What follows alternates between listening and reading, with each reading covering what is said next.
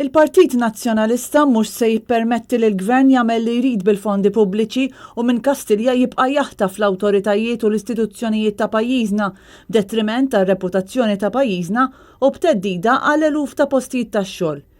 Hekk qal il-kap tal-Partit Nazzjonalista Adrian Delija waqt intervista li saritlu mill-ġurnalist Brian Hansford waqt diskussjoni politika parti mill-attivitajiet li qed jorganizza l-Partit Nazzjonalista fl-okkażjoni tal-55 sena mill-kisba tal-indipendenza. Adrian Delija qal li kuljum joħroġ skandlu ġdid li l-Gvern Laburista jagħmel mingħajr mistħija u tkellem dwar l-iskandlu tal-MFSA, il-manipulazzjoni tal-lands u l-kwistjoni tal-fast ferry. Tlet stejjer, 50 ġimgħat illi turi għal darb'oħra li wara l-Gvern ħal qrati, ħal Avukat Ġenerali, ħal Kummissarjat tal-Pulizija, l-MFSA, l-FIU, issa wkoll qed jestendi il-kilba tiegħu għall-poter illi jmexxi kull entità u awtorità biss permezz ta' 2 jew 3 persuni minn Kastilja. Adrian Delija qal il-Partit Nazzjonalista se jkun qed jappoġġja n-nomina ta' Helena Dalli bħala Kummissarju Ewropea fl-interess nazzjonali, iżda l-Gvern għandu minnu fih jieħu d-deċiżjonijiet b'serjetà biex isewwi ir-reputazzjoni ta' pajjiżna li kisseru stess.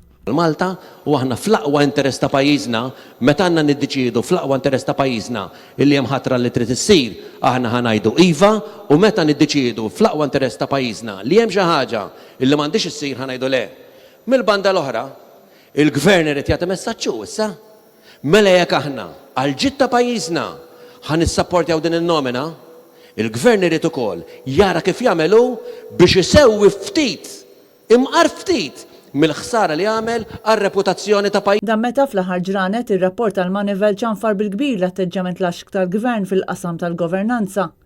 Il-kap tal-Partit Nazzjonalista qal li dan huwa gvern bla pjan li qed ikabbar l-ekonomija bil-popolazzjoni u nuqqas ta' pjan qed iwassal biex bosta setturi ta' pajjiżna bħal l-ambjent, l-infrastruttura, it-toroq, il-pagi, il-proprjetà u l-kirjiet jintlaqtu ferm ħażin. Adrian Delija qal il-Partit Nazzjonalista minflok se jkun qed jagħmel l-ambjent priorità u ċ-ċentru tad-deċiżjonijiet fis-setturi kollha f'dik li tissejjaħ circular economy, b'hekk biss jista' jkollna żvilupp sostenibbli.